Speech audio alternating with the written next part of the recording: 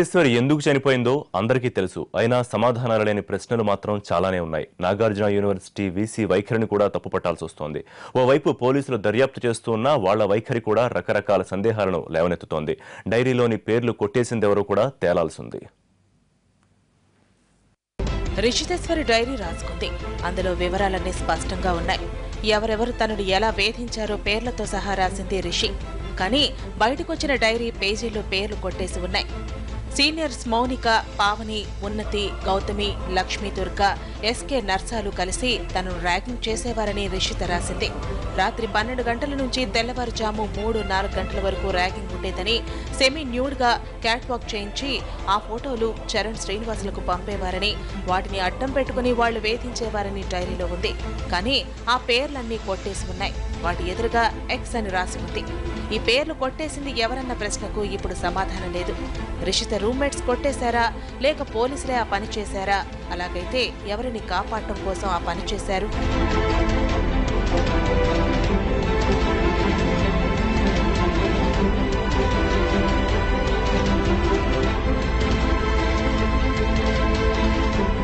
Guntur range IG Sanjay మాత్రం దర్యాప్తు నిష్పక్షపాతంగా జరుగుతోందని చెబుతున్నారు.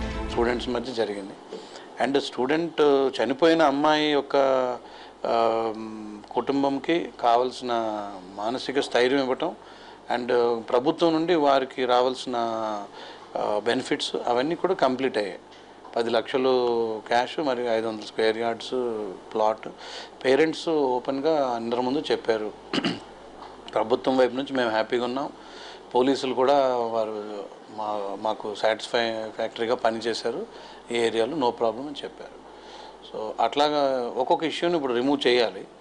అయితే ఈ అమ్మాయి సూసైడ్ చేసుకున్న ప్రాంగణం చూస్తే, ఆ ప్రెమిసెస్ చూస్తే నిజంగానే సరైన ఫెన్సింగ్ లేదు, సరైన ప్రొటెక్షన్ లేదు.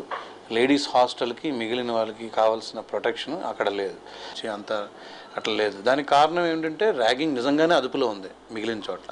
ఇక్కడ ర్యాగింగ్ పెరగడానికి కారణం ఏమిటంటే మరి వీళ్ళకి మిగిలిన విషయాల్లో కూడా టైమింగ్స్ అవన్నీ కూడా అలా ఉన్నాయి. ప్లస్ ఈ అమ్మాయి పర్టికులర్లీ కొంచెం చాలా సెన్సిటివ్ గర్ల్.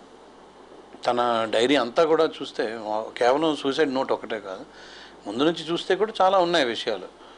6వ క్లాస్ నుంచి నేను లోన్లీగా ఉన్నాను అట్లాంటివి కూడా రాసింది.